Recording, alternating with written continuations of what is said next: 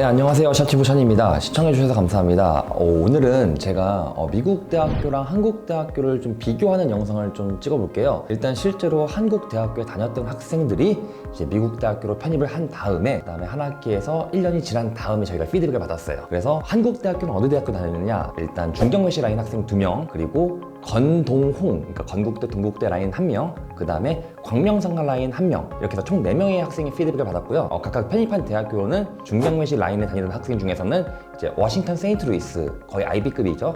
거기로 편입한 학생 1명, 그 다음에 NYU, 뉴욕 대학교로 편입한 학생 1명, 그리고 건동홍에서도 NYU로 1명 편입했고요. 그 다음에 이제 광명상가 라인에선 이제 일리노이 대학교라고 하는 샴페인으로 편입한 케이스입니다. 근데 아셔야 될 게 이런 학생들이 한국에서도 공부를 못하던 친구는 아니었어요. 그리고 미국에 가서도 되게 적응을 잘하는 친구였는데 이런 학생들의 피드백을 종합적으로 받아서 이제 한국 대학교의 장점이랑 미국 대학교 장점 그리고 각각 단점까지 한번 비교해 볼게요. 일단 가장 첫 번째로는 비용이겠죠. 일단 한국 대학교는 일단 쌉니다. 미국에 비해서요. 그리고 미국 대학교는 비싸요. 이거는 명확하죠. 그리고 또 한국 대학교 장점은 커뮤니티가, 그러니까 한인 커뮤니티가 좀 크기 때문에 내가 인간관계에서 하나가 좀 망가진다고 하더라도 다른 인간관계를 형성하는데 그렇게 크게 문제가 안 된다. 미국 대학교는 아무래도 한인 커뮤니티가 작기 때문에 한번 거기에서 좀 밉보이면은 친구를 다시 사귀기가 쉽지 않다고 하네요. 이게 또 다른 단점과 장점이겠죠. 그리고 또 다른 장점으로는 한국 대학교 같은 경우는 우리나라 의료보험이 되게 잘 돼 있잖아요. 그러니까 뭐 병원이라든지 이런 것들 얼마든지 갈 수 있는데 미국 대학교, 특히 시골 대학교 같은 경우는 병원도 좀 허접하긴 해요. 저도 가봤는데 병원도 허접할 뿐더러 되게 많이 기다려야 돼요. 그러니까 내가 감기 몸살로 병원 가려면 적어도 막 이틀 전, 3일 전에 예약을 해야 되고, 혹은 내가 예약을 안 하고 그냥 워크인으로 그냥 간다면, 당일 방문한다면 최소 3시간에서 4시간까지 기다릴 때가 있다. 그리고 대학교에서 커버하는 의료보험이 많지 않기 때문에 실질적으로 병에 걸렸을 때 혹은 다쳤을 때 그때 조금 되게 불편함이 있다. 이게 미국 대학교 또 다른 단점이라 볼 수 있겠네요. 그리고 또 다른 한국 대학교 장점은 족보라고 하죠. 그러니까 시험 문제를 미리 구할 수 있는 그런 장점이 있는데 미국 대학교는 족보가 상대적으로 한국 대학교에 비해선 구하기가 어렵다. 이게 또 다른 장점과 단점이 되겠네요. 그리고 한국 대학교는 대부분 학교에서 이제 1대1 멘토링 서비스라든지 아니면은 취업 박람회 같은 거 이런 것들도 많이 운영하고 있기 때문에 한국 기업에 취업하기에는 특화되어 있다고 볼 수 있는데 미국 대학교는 아무래도 한국 기업에서 오긴 오지만 한국 기업보다는 좀 미국 기업들이 좀 더 많이 온다. 이게 조금 단점이 될 수 있겠네요. 그러니까 굳이 말하자면 나는 한국 기업 취업하고 싶은데 한국 대학교에 가는 게 당연히 더 유리하겠죠. 그럼에도 불구하고 반면에 내가 미국 기업을 취업하기 위해선 미국 대학교 가는 게 유리하다. 뭐 이거는 장점도 될 수 있고 단점도 될 수 있겠네요.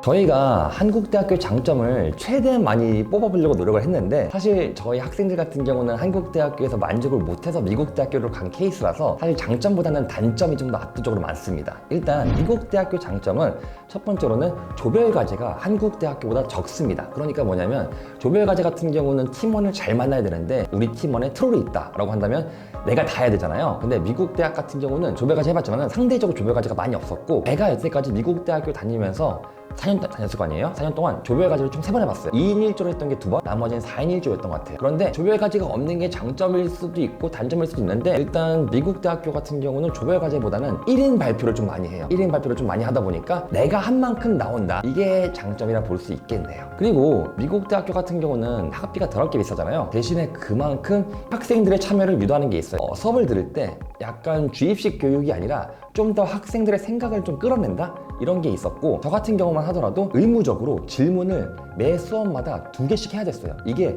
participation이라 해가지고 안 하면 깎여요. 그래서 저 같은 경우는 그 수업 정말 싫어했는데 그냥 말 그대로 매일 그 수업 가기 전에 30분 정도는 어떤 질문을 해야 되는지, 그러니까 적어도 책을 읽어야 될 거 아니에요. 책을 읽어야지 내가 질문할 수 있으니까 반강제로 공부를 했던 기억이 있는데, 이게 좋다면 좋고 나쁘다면 나쁠 수 있어요. 저같이 수동적인 사람들, 그러니까 사실 막 발표하는 것도 별로 안 좋아하고 수업에 가서 좀 조용히 있는 학생들, 이런 학생들한테는 쥐약이겠죠. 반면에 배우고 싶고 좀 뭔가 깨달아가고 싶다라는 학생들한테는 되게 좋을 수 있다고 생각을 해요. 반면에 한국 대학교 같은 경우는 그런 발표라든지 참여 같은 게 상대적으로 좀 덜 하기 때문에, 그러니까 교수님들이 약간 주관해서 하잖아요. 그렇기 때문에 능동적인 학생한테는 불리하겠지만 저같이 수동적인 학생한테는 오히려 한국 대학이 좀 더 맞지 않았을까라는 생각이 드네요. 그리고 제가 미국 대학교 다니면서 또 느꼈던 게 뭐가 있냐면, 미국 대학교는 글 같은 거, 과제 같은 거 있잖아요. 그럴 때 한 개의 주제를 줘서 그거를 다 같이 쓰는 게 아니에요. 미국 대학교의 가장 큰 장점은 뭐냐면 내가 원하는 걸 고를 수 있다. 이게 진짜 큰 장점인 것 같아요. 그러니까 한국 대학교 같은 경우는 하나의 주제를 가지고 이거에 대해서 여러 명이 글을 쓸 거 아니에요. 근데 미국 같은 경우는 10명이 있으면 10명 다 다른 주제를 갖고 와요, 전부 다. 그러니까 내가 친숙한 주제에 대해서 글을 쓸 수 있는 게 가장 큰 장점이죠.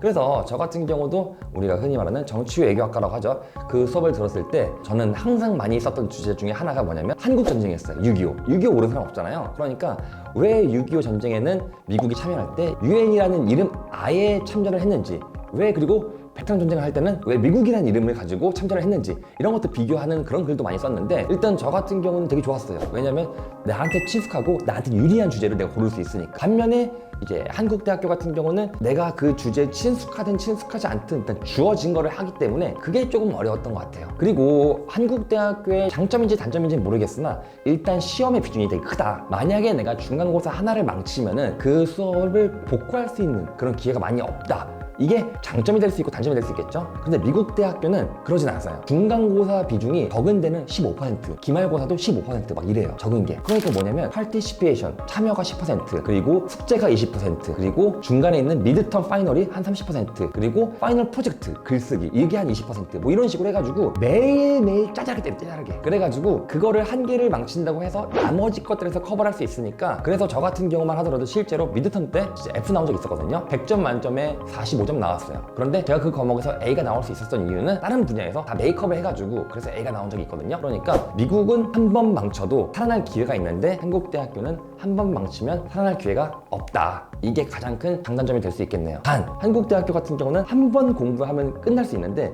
미국 대학교는 짜잘하게 매일매일 시키니까 이게 조금 짜증나요. 하지만 노력에 비례해서 점수를 받기 때문에 노력만 한다면 점수 관리는 그렇게 어렵지 않다라고 말할 수 있죠. 또 다른 장단점 보면 한국 대학교 같은 경우는 교수님과 이제 학생과의 관계가 좀 수직 관계라고 하잖아요. 그러니까 사실 교수님한테 약간 좀 질문하기도 조금 어려울 수도 있고, 혹은 교수님한테 좀 친근하게 다가가기 쉽지 않다, 이런 이미지가 있긴 해요. 그런데 미국은 되게 평적이에요. 그러니까 교수한테 프로페서라 말할 수 있지만 보통 그냥 라스트 네임 불러요. 그러니까 예를 들어서 Hey, Mr. William 이런 식으로 그냥 이름 불러요. 물론 그거를 좋아하는 교수도 있고 아닌 교수도 있겠지만 되게 편안하게 했던 것 같아요. 그리고 저 같은 경우만 하더라도 교수님 수업 끝나고 교수님 집에 라이드까지 준 적이 있어요. 저는 교수님 뭐 집 어디냐, 내가 라이드 주겠다 해서 그래 그럼 나 좀 태워줘, 이런 식으로 되게 좀 친밀하게 지냈던 것 같아요, 저 같은 경우. 근데 그러니까 한국에서 공부를 한 학생들이 이 부분을 가장 좋아하더라고요. 그러니까 교수님과 질문을 하면서 교수님이랑 좀 친밀하게 다질 수 있는 거. 그래가지고 나중에 대학원을 진학할 때 교수님들이 추천서를 좀 되게 쉽게 써주고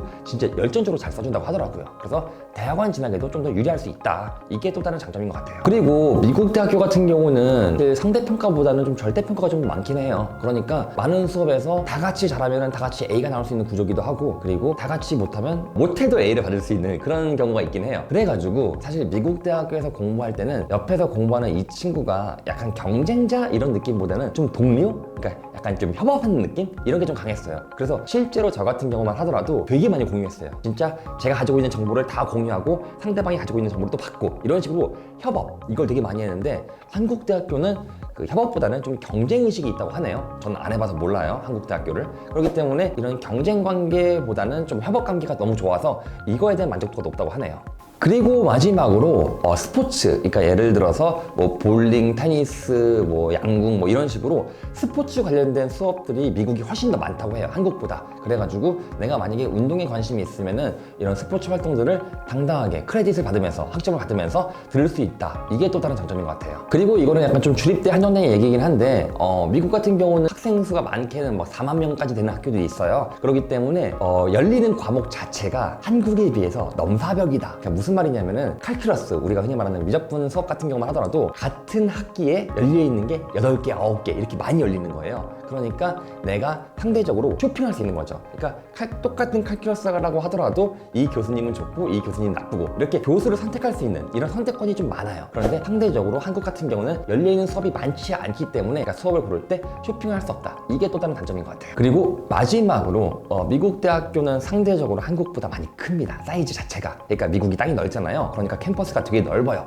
그렇기 때문에 학생 식당도 되게 많이 있고 도서관도 되게 좀 여러 군데가 있어요. 그렇기 때문에 캠퍼스도 되게 아름답고, 한국 대학교 캠퍼스가 나쁘다는 건 아닌데 약간 한국 대학교는 작은데 약간 좀 오밀조밀 모여있다? 이렇게 생각한다면 미국 같은 경우는 되게 크게 널리 퍼져 있다. 이게 미국 대학교의 특징이긴 한데, 이거는 장점일 수도 있고 단점일 수도 있는데, 제가 한국에 있는 고려대학교에서 수업을 들었어요, 여름방학 때. 그랬을 때 고려대학교에서 수업을 들었을 때 느낀 뭐냐면, 야, 여기는 학교가 되게 작다. 제가 다녔던 학교에 비해서 학교가 되게 작아서 걸어서 다 움직일 수 있다, 이런 느낌이 들었는데, 저는 미국에서 학교 다닐 때 버스 타고 다녔습니다. 그러니까 집에서 학교까지 버스 타고 또 수업을 들을 때 또 버스를 타면서 이동을 했어요. 이거를 좋아하는 학생은 좀 좋아할 수 있을 것 같은데 저는 별로 안 좋아했습니다, 개인적으로. 그래서 오늘은 이제 한국 대학교에 다녔던 학생이 이제 미국 대학교에 간 이후에 느꼈던 이제 한국 대학교의 장점과 단점을 한번 비교했는데, 이거 같은 경우는 어디까지나 저희 학생이 경험한 장점과 단점을 비교한 거라서 주관적일 수밖에 없어요. 객관적이지 못합니다. 하지만 이런 것도 있다라고 참고를 해서, 그래서 내가 혹시라도 미국 대학교로 편입을 고려한다, 혹은 미국 대학교 신입을 고려한다 라고 한다면 이런 장단점들을 참고해서 결정하시면 좋겠습니다. 항상 시청해주신 여러분 감사드리고요. 다음번에 좀 더 유익한 영상으로 찾아뵙겠습니다. 감사합니다.